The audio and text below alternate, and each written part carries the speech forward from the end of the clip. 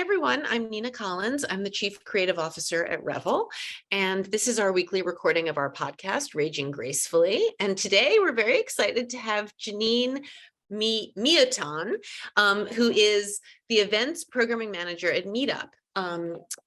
I'll talk more about her background in a sec, but basically what excited me about having this conversation is, as you know, Revel is a platform, an events and social platform for women in the second half of life. And we often describe ourselves as being like Meetup meets Facebook. Meetup is the premier events. Isn't it fair to say, Jeanine, you are the premier events platform in America?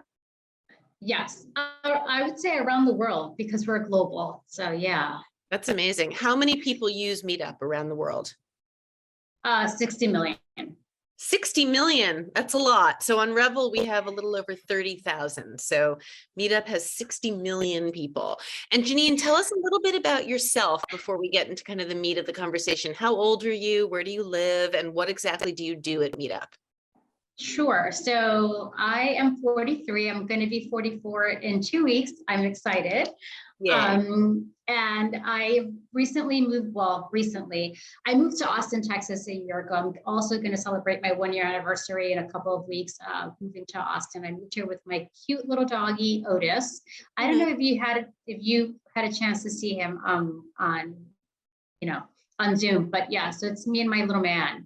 No, wait, I do want to see Otis. Do you have an Instagram? Is Otis on your Instagram? Yes. So I will share my Instagram with you, and I can also send you pictures so that you can see Otis. Because I have a dog I really love too, named Strudel. I have a giant white poodle named Strudel, who I absolutely adore. So I'm actually looking up your Instagram as we speak, just so. So it's Jeanine, everyone. Jeanine spelled in the usual way, Jeanine, and her last name is spelled Mio. I'm just looking you up, but I'm not finding you. Okay, Ton. Oh, I'm private. That's why. Oh, you're private. Okay, I can say it out loud. So my handle is J, the number 9, Aton. And we were just talking about ex-husbands. That's the nickname that my ex-husband gave me. So nice. Okay. Oh, excuse me. It stuck with me. Nice. All right. So you moved to Austin from where? From New York? From New York City. Yes. I was born in New York City. I did. So yes. So I was born in New York City, and like a lot of typical Dominican families, I was raised in Dominican Republic by my grandmother. And then came back to the States when I was about 9 years old and went back to school here, which it's funny that you asked me how to pronounce my name, spell my name, my last name, and then you did the spelling of my first name. So in Spanish, you know how you pronounce everything the way that it's spelled. When I came back to New York from living in Dominican Republic, I was spelling my name incorrectly. I learned how to spell it because my teacher gave me back my assignment, and everything was, I had 100, like everything was fine, but there was a big red X next to my name. And I'm like, wait, I'm confused. What's going on? And she's like, you're spelling your name wrong. And I'm like, what do you mean I'm spelling my name wrong? This is my name. She's like, that's not how you spell it. This is the correct spelling. And I had to write it on the board 25 times. And I never forgot how to spell my name. But wait, that seems super fucked up to me. She was telling you how to spell your name the American way. I mean, were you spelling it the way you were taught to spell it? Well, I was spelling it the way that I was taught in Dominican Republic, which was the incorrect way, because the correct way that she was telling me to spell it is the same way that it was in my birth certificate. Ah, interesting. Okay. Yeah, so I was given an American name. It's just living in Dominican Republic, they didn't know how to pronounce it or spell it. So yeah, because in Spanish, my name would be Jeanine. Yeah, that's an interesting story. How did that make you feel? Like, how does the memory make you feel? I find it so funny. I mean, I think it's really interesting. I was coming to the States, I was so confused and so lost. And honestly, that was like my spelling my name wrong. I feel like it doesn't really affect me. I think I was more traumatized by being taken from my grandmother to come back to the States and start living here with my family. So like spelling my name wrong to me was like the least of it, right? It's just like this funny story. Yeah. Okay. All right. That's fair enough. All right. So you grew up in New York and now you live in Austin. You've got this great job at Meetup. How did you start at Meetup and how long have you worked there? So I just celebrated my 4-year anniversary 2 days ago. And gosh, I'm just full of great stories. It must be me. There's another great story with how I ended up at Meetup. I started my career at a later age. I went back to school as an adult. I think I graduated probably like at 35 or 36. And my first job was an executive assistant to the CEO of Investopedia. So I started as his EA, and I worked my way up to communications and events manager at Investopedia. He left the company and he took me with him to Meetup. Oh, So interesting. Okay. yeah, yeah. So So what, he took over as CEO for Meetup. And I didn't know much about Meetup. My friend had told me that I should try Meetup so that I can make new friends. Didn't know much about it besides that, but he and I definitely trusted him, and I knew that mission was very important to him. So if he trusted, the company's mission and he felt right going over to Meetup and loved what the company was doing, then I knew it would be a place for me too. And he was right. It's just magical working here. so tell us why. Tell us what Meetup is at its core and what you do there. Sure. Meetup is a facilitator of connection, and it just, brings positive impact to different communities. And I think one of the things that I love the most about it is, when you talk about your company, it's like you want to work for a company that does good, right? Like you want it, you want the company that you work for to have an impact in the world. And Meetup really, really does. I have the privilege of speaking to so many organizers and members of Meetup and hearing their stories about how they started on Meetup and what they've done in their communities, the great relationships that they now have, how, being on Meetup has turned them into these great leaders.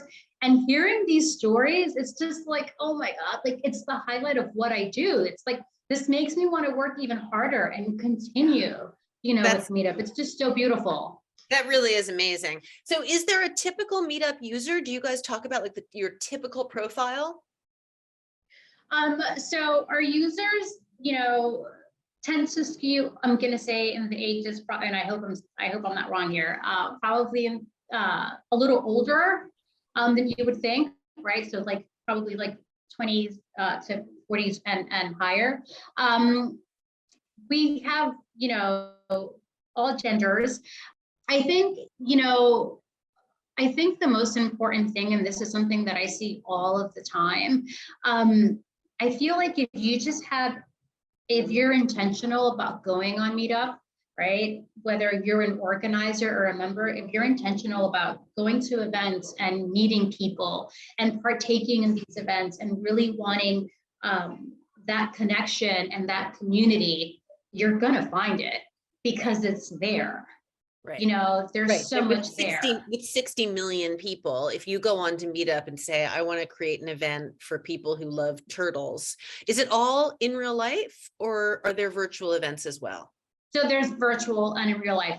We've always been a big proponent on, in-person meeting in real life, and that's something that we still are. It's very important to us about that in-person connection. But obviously with COVID, everything changed. And virtual became the only way to connect with people. So a lot of groups still meet virtually, and it's actually allowed for a lot of different groups to, Yeah. engage in a worldwide audience, right? Because now instead of just meeting in your town with, just the people that are around you in your community, now you can meet with people that are in different states or in different continents. So.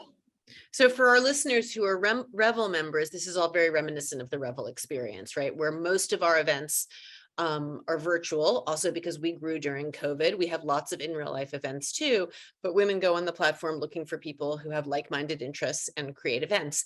And Yes. I think what you guys maybe don't have that we have is there like a way on Meetup, are there community boards? Is there messaging? Like how do people communicate with each other? So do you mean like in a group? Yeah. Like Yeah. say, So you know, So there's event chat where you can communicate, organizers can communicate with their members. There are also event pages. So if there's an event page, you can comment on that. You can also send messages to each other on Meetup as well. Okay. All right. Got it. And have you ever used Meetup as a regular user? Oh my gosh. So, moved to Austin recently. I have built this amazing community. I have more friends here than I did in New York. Wow. And born, and raised there. And I did it all through Meetup. That is really awesome. I mean, it's great when you can actually, this is a funny story. I went to a party about 6 months ago and I met this woman and she was wearing the most fabulous outfit. And we were just talking and I said, what do you do? And she said, I'm like the president of she's like the president of a regional area for Goodwill, like the Goodwill, and in New Jersey or something. And then I commented on her outfit and she said, oh, I get all my clothes from Goodwill. And I was so impressed. She said when she started working there, she was like, I should, see what we have and and she said she went shopping a couple of times and then she was like, really, the clothes are so great. And now she said she only wears stuff from Goodwill. That's so amazing. It's definitely a sign of a really interesting, successful company if the employees are really using it. I also use Revel all the time and get a lot out of it personally. So when you I would hope so. It's such a great organization. It is. I love it. Doing amazing things. Thank you. No, it really, I run events. I mean, probably the same way you do on Meetup. I create events on Revel for things that I want to do. So when you started using Meetup, what did you do? What group were you an organizer? Did you go to something? So I went to something. So I met the first person that I met before even moving down here. I had a conversation with her. She attended one of our events. I had a conversation with her about participating on the podcast that we have, Keep Connected. And from that point on, she and I totally hit it off. So when I came to Austin, I had her, and then I went to different, events because being here by myself, I wanted to meet people that were in the same industry as me. I also wanted to, just meet really badass women. I don't feel that I had that circle of very strong, successful women in New York, and I definitely wanted to have that here. So I went to a lot of networking events, and I went to women-only events, and I met some pretty incredible people. Every time that I go to a women's networking event, I walk out of there so inspired and so empowered. And it's just hearing their stories, and they come from all walks of life, all ages. Yeah. And it's just holy shit. This is incredible. Yeah, and I agree. Yeah. I think as I get older, the power of female friendships gets more and more pronounced and intense. Women are amazing. And it's so essential. It's so essential for our life kind of energy. And also I think as we get older, our relationships, I mean, if we're straight, our relationships to men change, right? We get more knowledge about our romantic relationships and the pitfalls we fall into. And I think we trust ourselves and then other women more as we get older, which is great. I think it's harder when we're younger sometimes. So that's amazing. I think for me, it's also really incredible because I didn't really grow up with any female role models. My first role model was my best friend, and I met her when I was in my early 20s, but I really didn't grow up with any female role models. So meeting all these women that have accomplished so much and that are continuing to accomplish and that know what they want and they're so clear on their path. It's just oh my gosh, I need to stick to them and learn everything that they're doing. I just need to be a sponge and absorb it all. Well, what about your grandmother? Yeah, so here's what I feel my grandmother was a role model for me in terms of how to be a good person, right? She instilled really great family values in me, right? And it's all about family. And she also taught me how to just be myself and persevere, which was very important. But in terms of seeing women have successful careers and seeing women who had great careers, and motherhood and kind of can do it all, right? And just meeting these women who've been entrepreneurs for so many years and have sold companies and started companies, very new to me. And also being in New York, I saw a lot of that, but I saw a lot of it with men. I really hadn't seen very many women that were, that had that much control over their careers and their paths. And that to me was just like, wow. That's so especially like, I wish I'd known you when my you were in age. New York. I know. I wish I'd have known you that then. you didn't meet those. Well, it's probably also because you went to college late. As you said, you started your career a little bit later. Right? Everything, yes. I started everything later. Yeah, because you're only 44 now. So you're kind of at the beginning of this, like at Revel, we try and not talk about age too much. We kind of say women in the second half of life, but we're loosely for women 40 and up. So you're kind of at the beginning of all this. How are you feeling about aging? I love it. So, and I'm going to guess everybody probably says this, and I know it gets better as you get older. So my 30s were incredible. I mean, I feel like I probably, for a lot of women, everything I went through from getting divorced, right? Didn't have any kids, went back to school, like that probably would have been really difficult, right? Like getting divorced at 30.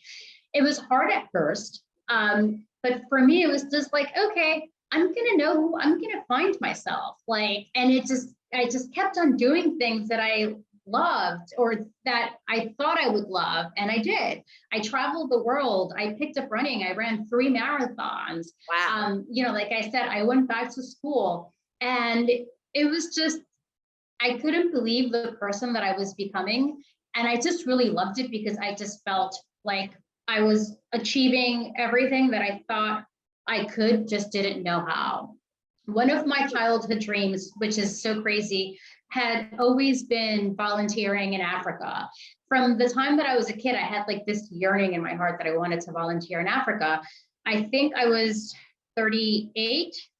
And I remember it was the summer, so I got to volunteer in Africa for a week with the church that I used to go to back in New York City. And then I visited South Africa, and I stayed in Mozambique for 4 days on an island. And it was like right on the Indian Ocean. And I remember waking up and just thinking, like, just taking it all in. And it's just like, wow, I did this. Like, I just like fulfilled my childhood dream of volunteering, at an orphanage. And I am in Africa, stepping out into the Indian Ocean. I was coming back to New York to a promotion that I knew that was happening. I was getting ready for, and running the New York City Marathon, the second time in my 3rd marathon. So it was incredible. Yeah, I mean, I felt like I just stepped into my own, right? It was like, wow, okay, I am like, this is my life. I'm in control of my life. And I expected my 40s to be the same. I was excited about my 40s because I'm like, okay, the 30s were great. The 40s are going to be even better. Unfortunately, the 40s came in with a bang. My grandmother passed. That was very, very difficult. And some other things happened around that time, but that really just put a damper on, the new decade. And then COVID happened. It wasn't until last year when I moved to Austin, it was kind of, again, like, this is something that I want. And I did it, Why did you move to Austin? Was it for work, or was it? No. So I've always known that New York wasn't forever for me. I mean, I love New York, right? It's a magical city. It just wasn't feeding my soul anymore. And I knew that. And whenever I would travel to a different country or city, it was always like, can I live here? Can I live here?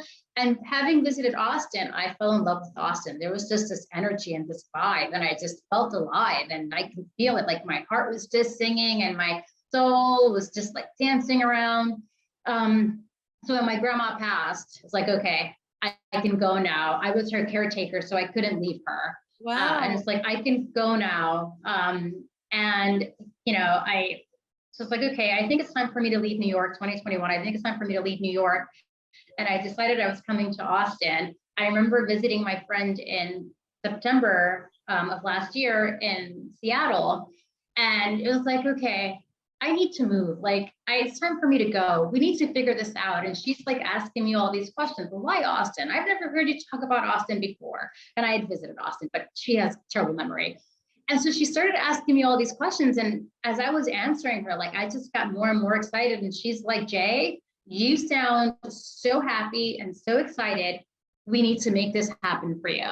And I just remember coming, going back home to New York, and it was just like, okay, I need to do this. There are I'm two gonna things do, that I need to do.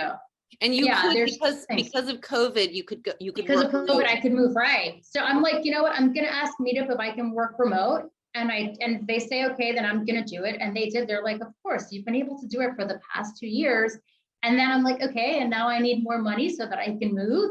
And I got my building to buy me out. I lived in a rent control apartment and they bought me out. Wow, so this So really is, this is an interesting conversation. I mean, you're younger than the average woman in our community, right? Our average member is around 57, 58. And it's, I mean, I completely believe in kind of manifestation and deciding what you want. And I think it's a huge part of, I always feel a little sad for people who really have a hard time making things happen. So it's an interesting conversation to hear you talk about the way you grew up and the stuff that you've achieved and kind of taken on of your own kind of volition and made happen. It's impressive. So what are your goals for the next 5 years? What's your vision for, I don't know, the rest of your 40s or for your 50s? I'm still establishing my little community and my little tribe here. So I'm not sure if Austin is forever. When I moved down here, I said it would be the 3 to 5 year plan. However, I do really love it here. I think about this all of the time. I love doing events. I love what I do.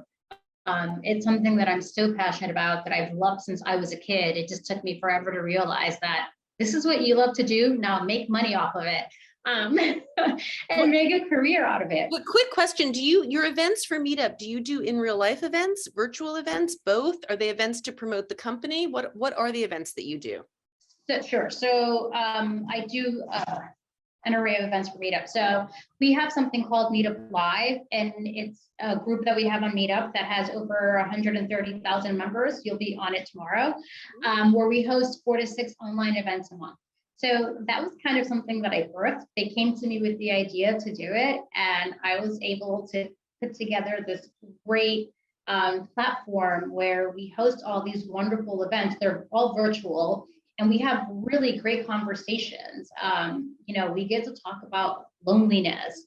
We get to talk about voting rights, right? Like anything that's happening that's important, and we want to just be able to have a conversation that's neutral and very educational, so that people can have the facts.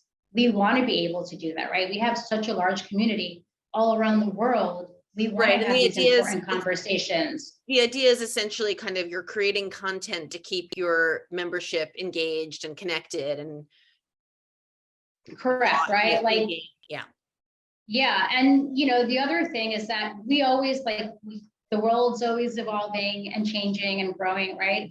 We always also want to be able to help our members and our organizers, right, on Meetup.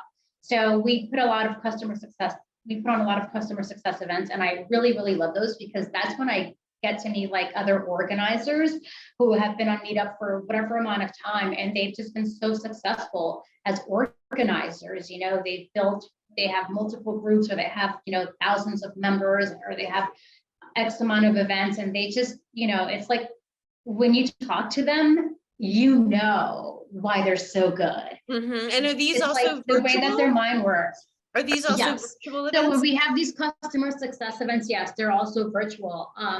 I also, we just celebrated our 20-year anniversary back in June. So I had the privilege of planning that party, and it was so much fun. So much fun. So you're really the connector at Meetup. Meetup is a company about connection, and you are kind of the connector for the company, it seems like. Yes, you can say that. Yes. And where do you? I like that title. I'm the connector. Well, it seems like it, right? You're putting together. I mean, you're also we're similar in certain ways, right? I also love doing events and am good at it, and love bringing people together, and love meeting our members and seeing all the great things they're doing. So I really relate to everything you're talking about. So do you have any idea of where you want to be in the future professionally? I want to keep growing. Something that I've always said that I wanted to do at 50. I wanted to have my own company. Mm-hmm. Yeah, okay. I wanted to have my own event company. So. Okay, well, that seems extremely doable to me, Jeanine. I think you can, I guess we'll see Meetup going. I think, but I could see, I mean, creating an event company is something you could do and should do. And I'm glad you've moved to Austin and are having this whole new experience. It's amazing. So we find that when we get members that come to us from Meetup, they love Revel because they're in like this smaller female only space. And we know that a lot of our members also use Meetup and love it because you have so many members and so much opportunity there. So it's really good to have a conversation and understand kind of how our two companies kind of complement each other. I mean, we're like a mini Meetup. And it's interesting to me, this question of women not hosting as many events on Meetup is kind of fascinating. Maybe you should do some special women only events on Meetup. Do you ever do that? So do you mean on Meetup Live for us to host special? So we haven't done like women only, right? We don't want to be, we don't want to exclude anyone, right? However, we do have events that are geared towards women. So we've had conversations about, you know, the pay gap, right? Which is obviously it's geared towards women. We've had conversations about women, you know, in their career and taking charge of their careers, right? And how to negotiate. When you talk about the pay gap, tomorrow when we talk, we could talk about the orgasm gap too. Oh my God. Okay. Yeah, let's do that. So, you know, we don't want to exclude anyone, but when we have these conversations, you know, when I think about the events that I put on and the different topics, like all these things matter to me, right? So it's like, okay, we have so many people on Meetup. Let's have this conversation. Anyone can join, but it's going to be for this particular group, right? Let's make sure that it focuses on this group and only them, right? So we want, we include everyone in the different conversations that we have. Yeah.